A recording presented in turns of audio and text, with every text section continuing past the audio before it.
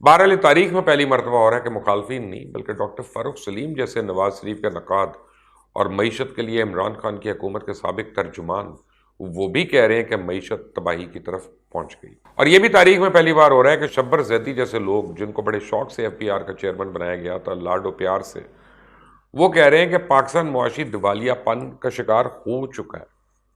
गोया सुनामी सरकार की सब तदबीरें उल्टी हो गई। गरीबों के लिए मुफ्त अद्वियात और इलाज के लिए सहूलियात खत्म हो गई। इक्तसादियात भी आपकी उसी की वजह से तबाह हुई कि बेशर्म बेहयात है जिन्होंने बेरहमी से इस मुल्क को लूटा और इस साल को पहुंचा। मेरे सामने मौजूद है, लिखा है यूटिलिटी स्टोर्स तबाही के दहाने पर अरबों की बेजाब्तगियां, चश्मकुशा इंकशाफात। ऑडिटर जनरल ऑफिस जराये का कहना है कि रिपोर्ट को देखकर कानों को हाथ लगाया जा सकता है। यह कोई पहली रिपोर्ट है कि जिसको देख के कानों को हाथ लगा रहे हैं आप? कान, नाक, आंख, हाथ, पैर, घुटने, टखने, कमर, पता नहीं किस किस पे हाथ फेरते रहे, कोई फर्क नहीं पड़ने का। इसलिए कि साहब तो आए, वर्ल्ड कप जीता था, जब आएंगे तो पता चलेगा। हेलो दोस्तों, स्वागत है आपका इंडियन प्राउड ऑफिशियल में। दोस्तों, पाकिस्तानी इकोनॉमी अब इस हालत में पहुंच चुकी है कि लोगों पर अब महंगाई का बहुत हावी हो रही है।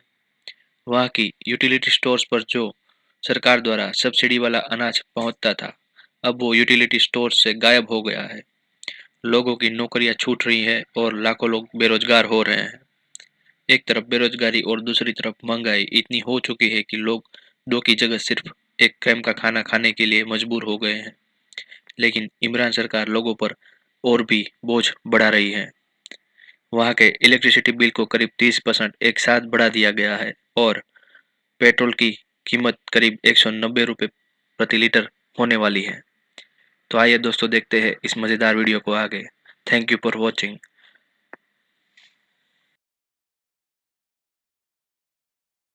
बहरहाल तारीख में पहली मरतबा हो रहा है कि मुखालफिन नहीं बल्कि डॉक्टर फ़ारूक सलीम जैसे नवाज शरीफ के नकाद और मईशत के लिए इमरान खान की हुकूमत के साबिक तर्जुमान वो भी कह रहे हैं कि मईशत तबाही की तरफ पहुंच गई। और ये भी तारीख में पहली बार हो रहा है कि शब्बर जैदी जैसे लोग जिनको बड़े शौक से FPR का चेयरमैन बनाया गया था लाडो प्यार से, वो कह रहे हैं कि पाकिस्तान मुआशी दिवालियापन का शिकार हो चुका है।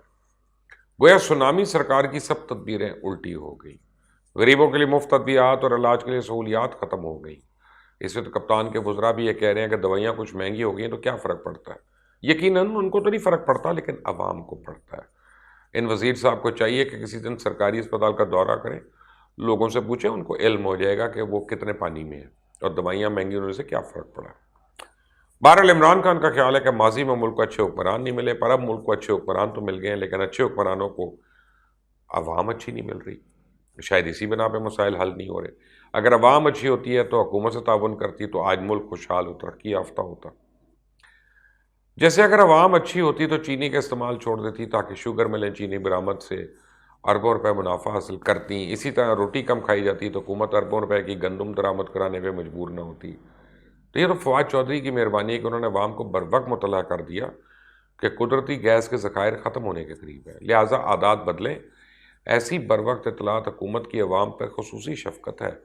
मगर मुझे यकीन नहीं कि अच्छी हुकूमत के अच्छे मशवरे अवाम कबूल करेगी, बल्कि चीनी रोटी जैसे मशवरे, जैसा ही कुदरती गैस के बारे में आदात बदलने के मशवरे को भी खूह खाते में जाएंगे।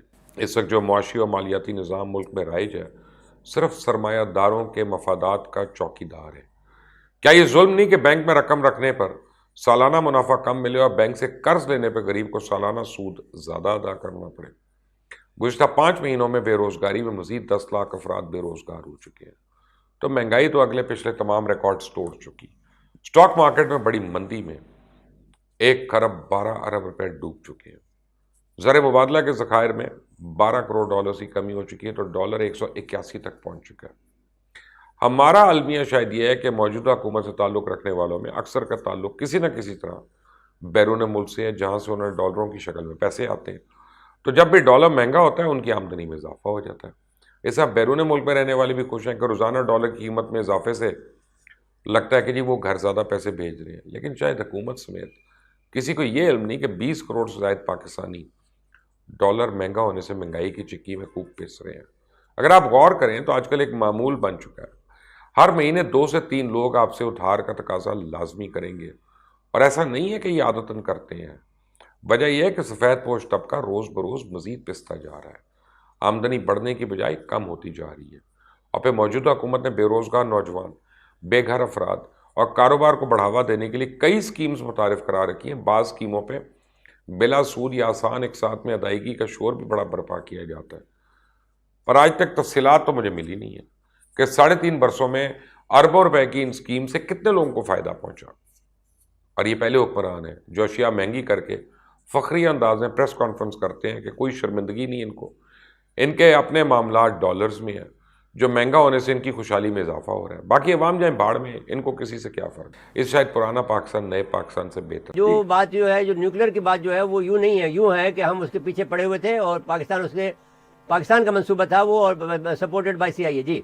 जी देखें, बात यह है कि मुख्तलिफ पर्सपेक्टिव होते हैं किसी भी चीज के, लेकिन असल बात यही होती है कि जब किसी मुल्क की इकॉनमी स्ट्रांग ना हो और वो सर्वाइव ना कर सके, सस्टेन ना कर सके, कभी आपके पास गैस नहीं और कभी आपके पास बिजली नहीं और कभी आपके पास पेट्रोल नहीं और कभी गंदम नहीं, कभी चीनी नहीं। ये हम गुज़िश्ता 3 साल से देख रहे हैं ना, चीनी में, गंदम में और आपने कहा ना, उसको बेहतरीन जवाब आपने दिया कि मिसमैनेजमेंट है तो हुकूमत को हटा दो, दूसरे ले आ जाए, बस ठीक हो जाएगा।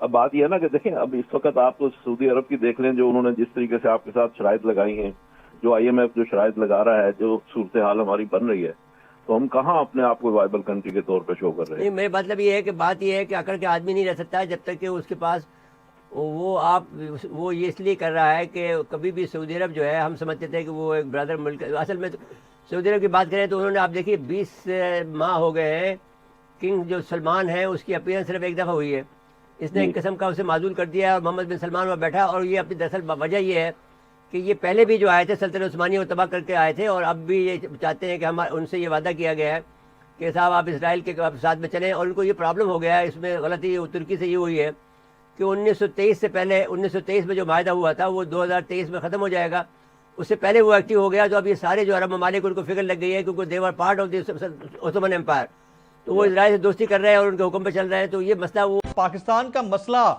हमारे बच्चों की एजुकेशन है या प्लानिंग है कि हम कुछ कर भी नहीं पाते और हम रोना रोते हैं कि हमारे पास कोई विजनरी लीडर नहीं गुजरा या विजनरी लीडर हमें मिल नहीं पा रहा। हसन निसार साहब, देखिए, उसमें 2 बातें हैं। मैं दोस्तों में बैठ के जब भी बात होती पाकिस्तान के मसाइल, तो मुल्क तो मसाइलस्तान है।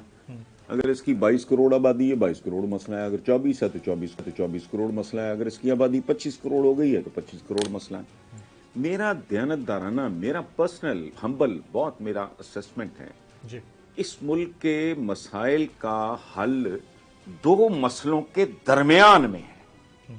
अगर आप एक शेल्फ में जैसे किताबें लगाते हैं, इधर है प्राइमरी एजुकेशन, इधर है पॉपुलेशन मैनेजमेंट, बड़ा गहरा ताल्लुक है इन दोनों का आपस में। ये माशियात, इक्तसादियात, अखलाकियात, ये बकवासियात सब अपनी जगह पे ठीक है। इस तो जुमले का ही मूजद मैं हूं कि पाकिस्तान का मसला इक्तसादियात का नहीं, अखलाकियात का है, उसकी तबाही का है। बिल्कुल।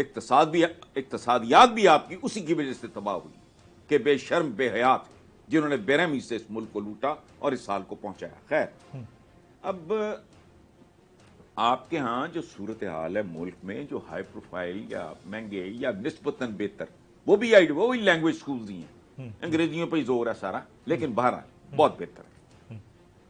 उनके बच्चों के पास जाती कारोबार से लेके बैरून मुल्क सेटल होने तक के ऑप्शंस मौजूद हैं। एब्सोल्युटली। जो ये मुल्क नहीं छोड़ सकते, जनरली स्पीकिंग, एक्सेप्शंस की बात नहीं मैं कर रहा, उनका इतना घटिया लेवल है, उनके टीचर्स अनपढ़ हैं, जिसका दिल करे शफकत महमूद से लेके ये नीचे कोई पता नहीं रास, कोई इस तरह मुराद राज साहब, जिसका दिल करे मेरे साथ चले, जहां जो भी है जी, वो मेरे साथ चले, अपने सरकारी स्कूल से कभी विजिट करो। उनके तो उर्दू के तलफ़ुज़ ठीक नहीं है, और ये वो जनरेशन है which is going to take over after only 15 years.